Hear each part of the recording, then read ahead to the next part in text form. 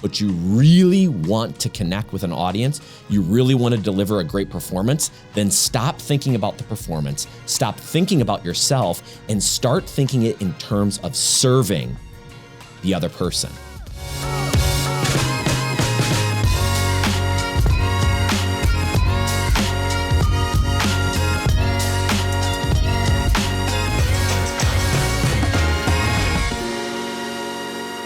What's up, guys? Service is a superpower, is something that you probably have heard and you're going to continue to hear when we're pushing out content as it relates to the care movement. After all, Vortex, we grew from the smallest sport optics company in the world to the largest, which again is pretty cool, but what's more cool is how we got there. And that's through this mission of care and creating a rare experience. And part of creating a rare experience is turning service of other people into a superpower. Service isn't subservient, which is a lot of the ways that it's presented in society today. We're not being subservient. Service as a place of strength. And when you look at service as a place of strength, it becomes a superpower. It becomes a way to differentiate yourself. And even better, it becomes a way to improve the world. That's why our vision is to improve the world through service. But let me tell you about another way that service is a superpower, because most of the time when I say that, you might be thinking about customer service, and you should. That's a big part of it. And our VIP warranty, our very important promise, will repair or replace anything for free. But here's another way that service is a superpower. And I'm going to start with a story. This was 2 days ago. I was speaking at the UW Business School. And we had a group of, 70, 75, just young, impressionable students. I think they were in an MBA program. And I mean, these were bright kids. Some of them had already started businesses. They had great questions, follow-up questions. The energy in the room was just really great. I was speaking about our story and our journey at Vortex and why we do what we do, the principles that we deploy. And I'm trying to give everybody in that room what I would have wanted to hear at 21, 22. I'm telling the good, I'm telling the bad, everywhere in between. I'm trying to give them the cheat codes so they can circumvent and get to where we got sooner and better. And so as we're having that conversation, one of the students asked me and he says, "Hey, Joe, how did you get to be so, good at public speaking?" And so that, certainly that made me feel good, but I was super pumped to answer that question because there's a secret to whether it's public speaking or any aspect of performance or production as an individual that most people do not know. Okay, are you ready for the secret? Here it is, and here's what I told that student, okay? The best way to deliver an incredible performance, the best way to be a high producer is to not focus on the performance, not focus on the production. It's actually to focus on serving other people. It's actually to see what you do as an element of serving others, okay? So watch this now, watch this.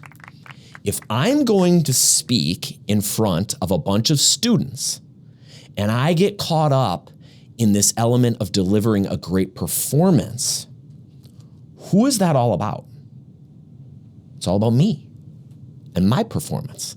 And it's all about the affirmation and validation that I'm going to get from the audience. After all, that's how I know I have made a good performance, right? So the focus, all right, the spotlight is all on me. And what happens a lot of times when that's the focus? I'll tell you, usually people go to one or two places, okay? Either one, they get really nervous. After all, that's a lot of pressure. I got to deliver a good performance. And how are people going to react? How are they going to respond? Am I going to get the affirmation? Am I get the validation? So they get very nervous, and this element of performance, they're just gripping on so tight. And of course, like that bar of soap, when you grip on it so tight, it goes right through your fingers, right? The other way is they get too self-absorbed And we've all met people like that, right? Yeah, they're good at performing. They know they're good at performing, but they're nauseating to be around because why? Because it's all about them. After all, I'm only here to actually serve them as the performer. And nobody likes that. And especially in person, people see right through that. But there's another way. There's another way. And it's not stand up straight, shoulders back, look people in the eye, engage the room, start with a story to get them engaged right away. Those are all tactics of, in this case, public speaking and performing. And you might get a few blips of improvement by doing those tactics. But you really want to connect with an audience, you really want to deliver a great performance, then stop thinking about the performance, stop thinking about yourself, and start thinking it in terms of serving the other person. So the spotlight shifts from me and it shifts over to you. Okay? I'm focused on you. I'm focused on serving you. So the night before I'm getting ready to talk to those students, now I'm thinking, what do those students need to hear? How can I serve them? What about my experience, my knowledge, what I've observed, what I've lived? What can I now impart to them that will help them on their journey? Because it's not about my journey. My journey in that public speaking is in service to them because it is all about them. It is not about me. So all the night before and the morning of, I'm thinking, what does this audience need to hear from me? What do these students need to hear from me? What experiences do I have that I need to deliver them that are going to serve them the best? And now, because the focus is not on me and the focus is on them, I get to experience something that I call the freedom of self-forgetfulness, okay? It's freedom of focusing on the self.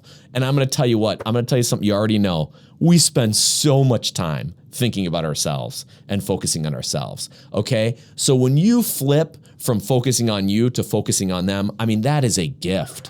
That's a gift. Trust me, you'll get back to yourself soon enough. But now by shifting the focus to them, I can serve them. And you know what the audience, you know what's going to happen? They're going to feel it. They're going to feel it. And also when they ask questions, you're going to engage those questions better because you're just not thinking about what you're going to say next. You are completely and totally engrossed with that person and their questions, and they're going to feel it. And so what's going to happen, I want you to picture service and performance. And the greater than symbol is on service. Service is greater than performance.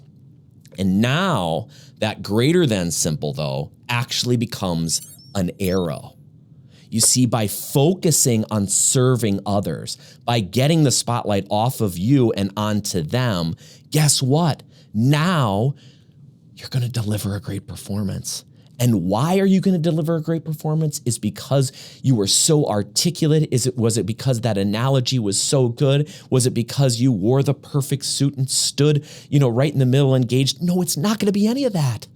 The reason you're going to deliver a good performance is because they are going to feel it is all about them. And that's the key to a great performance. And here's the thing. It's not just in public speaking, although that's the example we illuminated. In our case, as a business, when I would go in and I talk to a dealer and we want to get them signed up and maybe I want them to carry more product, okay, or write a bigger order, or maybe just bring our stuff in and give us a seat at the table, right, in the case, okay? The times I got caught up with how am I going to perform? How are they going to respond? I need the order. That neediness, it comes out. They feel that. And guess what? It's a turnoff. Matter of fact, it's repulsive. So ironically, the performance or production I was hoping for, I was gripping so tightly to, guess what? It slipped right through my fingers. But instead, when I shifted to, what does this dealer need? Well, first of all, now I'm going to go into question mode because I don't know what they need. I need to discover. I need to listen. I need to meet them where they're at. And guess what? The best way to serve them, they may not need our product right then. Sometimes we talk to a dealer and they'd say, I got $15,000 worth of X brand X over here. And so I'd love to bring your brand in, but I can't right now because I got to get rid of this. I've already paid for it. Now, I'll tell you some of the things that we did back then and how to create a rare experience is we said this. What I just heard is they'd like to bring our product in, but they have all this other product. Well, meanwhile, at that point, we still had a secondary outlet that was a retailer in Eagle Optics. So some of the times what we would do is we'd say, you know what? We'll buy that product from you and we'll sell it through that outlet. And now you can buy our product. So you talk about creating a rare experience. They looked at us like we were crazy, but I'll tell you what, when we did it, they were like, oh my gosh, these are the people we need to work with. And after all, why? It was because we listened. It's because we co-created this unique opportunity that actually met them where they were at. I'm going to give you one more example that has nothing to do with business, but it's going to show you how when you shift from a performance-based, a me-focused, to a service-based, others-focused, it can work anywhere, okay? So I was a football coach. I was an assistant football coach back in 2008 to 2010. I used to play there. The coach asked me to come back and be an assistant coach. And I was in one particular game, it was actually the varsity reserve game that I showed up to on Saturday.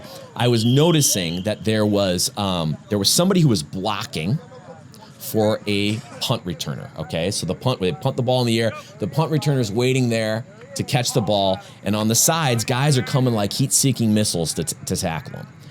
And one particular guy who was blocking for the punt returner kept whiffing. Kept missing his guy, and that guy, aka the heat-seeking missile, was coming down on this punt returner who's vulnerable because he's looking up to try to catch the ball. 2 times in a row, whiffs, grabs his helmet. Coaches are chewing him out. They're going over different technique pieces that he could do better to block better.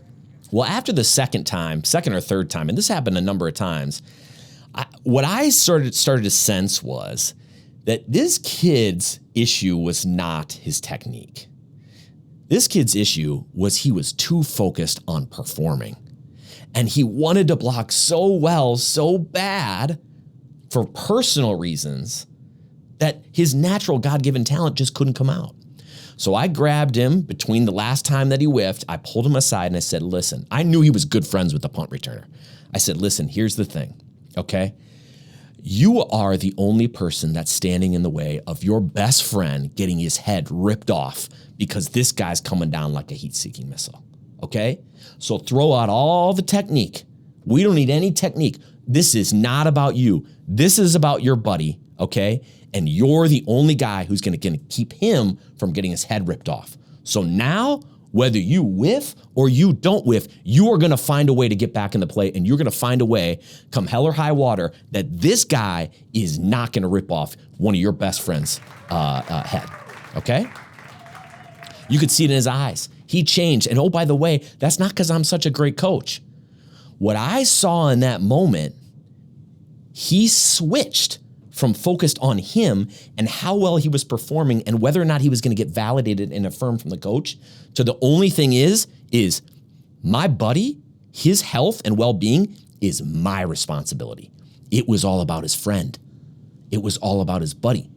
So next time, he couldn't wait till the other team was punting again. He's down there. They're punting again. He's on the side. Same heat-seeking missile across the line of scrimmage. Ball gets snapped. This kid, same guys. He locks that guy up and he blocks him all the way off the field, right by where the Gatorade's at. It was like this kid was born to do that one job. Same kid who'd whiffed the previous time. Looked terrible. So what happened? What happened was he shifted his focus. He shifted it from a me focus and he shifted it to a you focus. In this case, his best friend. And guess what happened? An incredible performance happened as a byproduct. No longer was he gripping so tightly for the performance, for the validation, for the affirmation, for the roar of the crowd. All of that went away. I am here in service of my best friend. He's vulnerable. This guy's after him. He ain't gonna get there on my watch. It changes everything. This you can use anywhere, anytime. It can work enterprise for your whole business as a way of being. It can work as a performer, as a sales guy is what I was, or maybe you've got to present. Maybe you're head of supply chain and you got to present a meeting to the board of directors or whoever, right? And you're going to get so caught up on this level of performance. You're going to get so caught up in me. Shift your focus. Shift it away from a me focus. Shift it to an others focus. And the thread line through that all is I am here to serve other people. Watch what happens. By switching your focus to serving others, you are now going to deliver an incredible performance. Listen, guys, movements are built on connection. If this resonated, share it and join the conversation. Hit that subscribe button or check the show notes where you can follow me on all my socials. Or check out more about the movement at vortexcare.com. Let's build something rare together.